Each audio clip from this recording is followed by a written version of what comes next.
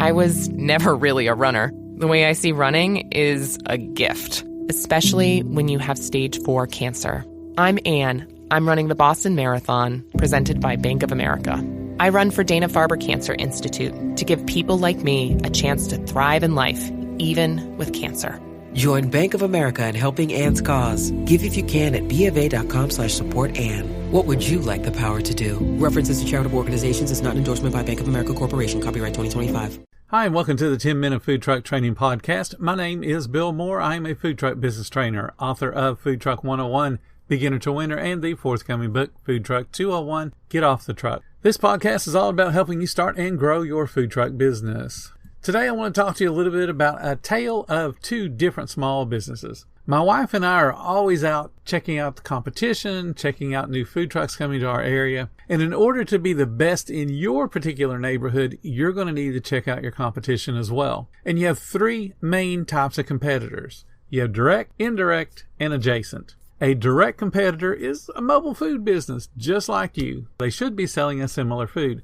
So if you sell burgers, they sell burgers. If you sell tacos, they sell tacos, and so on. Those are your direct competitors. An indirect competitor is a mobile food business that sells a different kind of food. You sell burgers and they sell tacos. You sell smoothies, they sell burgers. And then you have the adjacent competitors, and that's any other business out there that's selling prepared foods. So your local Walmart, they compete with you. The local fast food franchise, they compete with you. The local mom and pop restaurant, a convenience store that sells fried chicken, all of those places compete with you because you're competing for the same dollar at the same time. Every customer that they have purchasing food is one less person you'll have at that particular moment in time. Grocery stores or convenience stores are always going to pull guests away from us just on the sheer convenience to the shopper, and usually their prices are lower. But then again, the food is not as good a quality as they would get when they come to a restaurant, and certainly not as good as they would get when they come to your food truck. So let me share an experience that my wife and I had when we ate at two places this past week. The first was a small DIY build of a food trailer that's out in the middle of nowhere,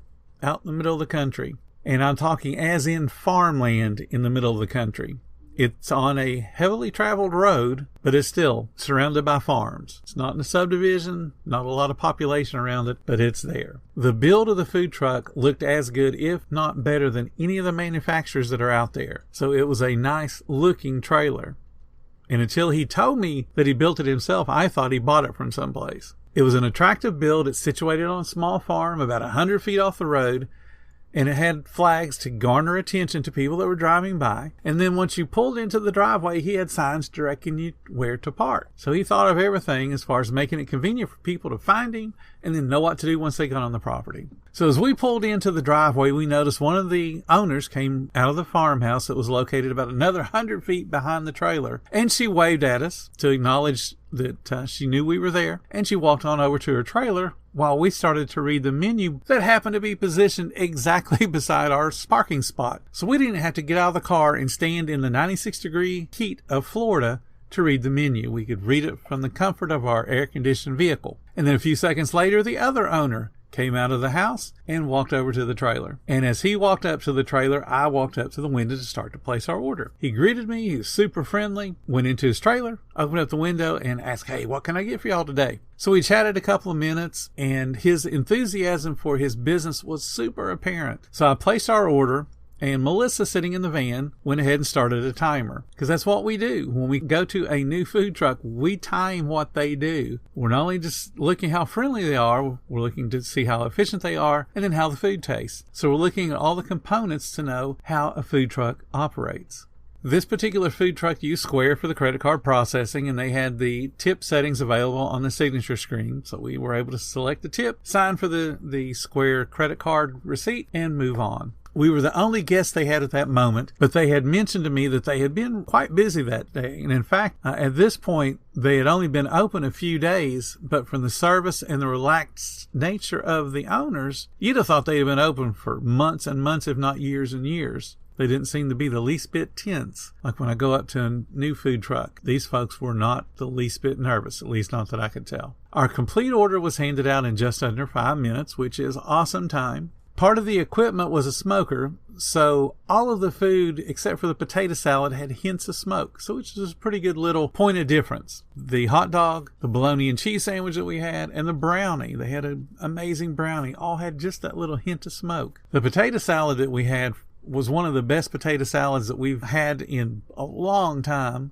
It was definitely house made. It was not store-bought for sure. And for me, of course, the dessert was the best part of the meal. The brownie had that little hint of smoke, and that little bit of smoke brought out the chocolate flavor, made it more intense. And it just was an amazing dessert. I would go back to them just for the brownie alone, but the sandwiches were as good as well. But the brownie was something special.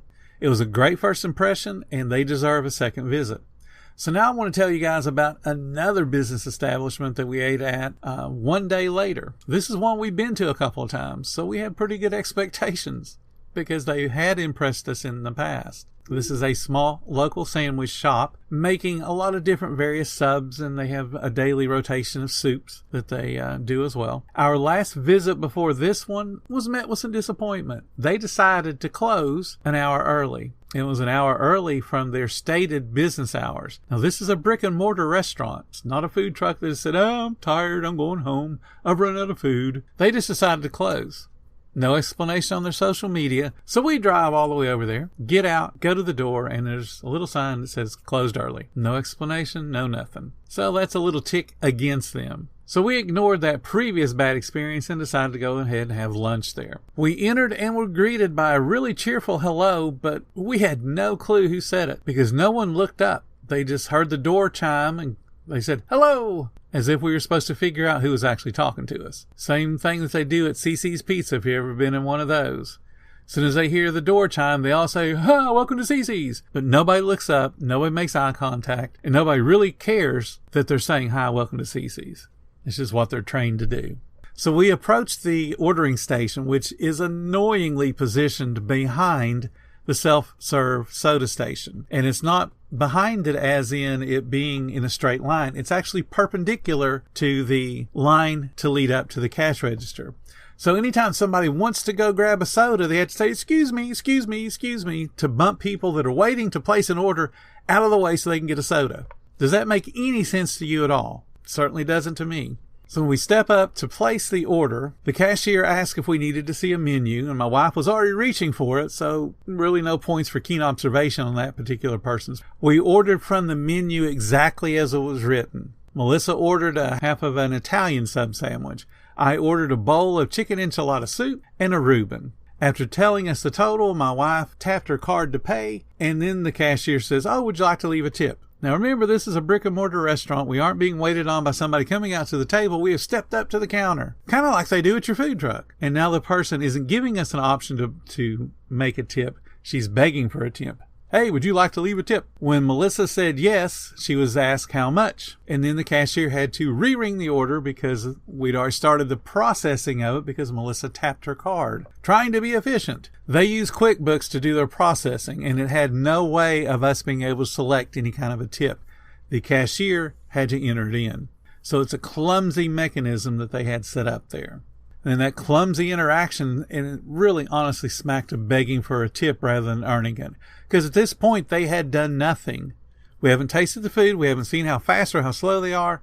All we've done is place an order. And hey, give us a tip. We deserve it. So Melissa went ahead and added on a $3 tip. The cashier re-rang the order just like I said and started the process all over with the addition of the tip. Except in this process of re-ringing the order, she rang it up incorrectly. She rang up a full sandwich for Melissa rather than the half a sandwich that was ordered. Now, to compound this pointless exercise, this particular business handwrites tickets to give to the kitchen. So she handwrote the ticket correctly. Half a sandwich, Reuben, a bowl of enchilada soup. Hands it to the kitchen, then proceeds to charge us the wrong amount. But guess what? There's more. We were the only guests waiting on food. It took about 7 minutes for us to get the food, which is acceptable. But as soon as our order was taken, you know what the cashier did? She pulled her phone out and started scrolling on her cell phone. When a new guest hit the door, they didn't get greeted because she was too immersed in her scrolling through her cell phone. And then she had to finish what she was doing before she offered to greet and ring up the order for the new guest that walked in. For me, I would have walked out the door and told her to use the phone to find a job better suited to her scrolling skills. So let's talk about the food now. The half a sandwich was listed on the menu as having mayonnaise, lettuce, various meats, and cheeses. It was an Italian, and it had red wine vinegar on it. When we got home to eat the sandwich, one of the things my wife absolutely hates is yellow mustard. There was yellow mustard on her sandwich. Now, we looked at the menu because my wife actually picked up one of the paper menus to bring home with us because she suspected that we had been overcharged. So we brought the menu home with us to do the math because she also asked for a receipt. And lo and behold, we read the menu exactly as written, and nowhere on that written description does it say comes with mustard. So strike one. My Reuben sandwich was made with the proper ingredients, except it was really a sauerkraut sandwich with a little tiny bit of poorly cut, very hard corned beef on it. The taste balance was so far off that I removed over half of the sauerkraut that was on the sandwich, and it still had too much sauerkraut on it. Now, if you think I'm just being weird and don't like sauerkraut, I love Reubens. Any restaurant that sells a Reuben, I will test them on it to see how good they are. So besides the out of balance sauerkraut to meat ratio, the bread was ridiculously thin, and it was also hard on the edges. It was going stale. So obviously they don't sell a lot of Reubens, and I can see why, because they don't make them right. This was our fourth and will be our final visit to this particular eatery. The first visit, the food was great. Service was ridiculously slow, but because the food was great, we gave them a second chance. The second time we were there, the food was good. Not great, but it was good. And the service was a bit faster. And I already told you about the third time. They closed early, and you just heard about the fourth time. A sandwich shop is not difficult to run. My last place that I had sold subs, it sold Phillies, and I understand the process of making those sandwiches. When I come across self-inflicted damage like this, it just makes me cringe. They could have done a so much better job if somebody there actually cared about the details.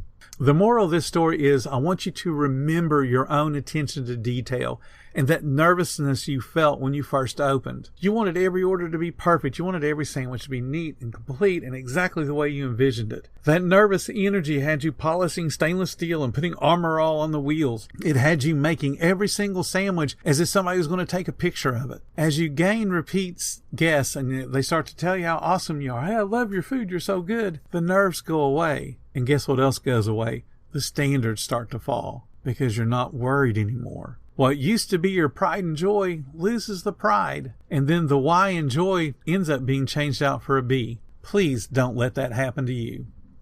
Thank you guys so much for listening to the 10-Minute Food Truck Training Podcast. If you're finding all the information helpful to your food truck business, please become a monthly supporter of the podcast. Just hit the support button or follow the link in the description. Every little bit does help keep us going. Join our Facebook group. It's called Food Truck Training.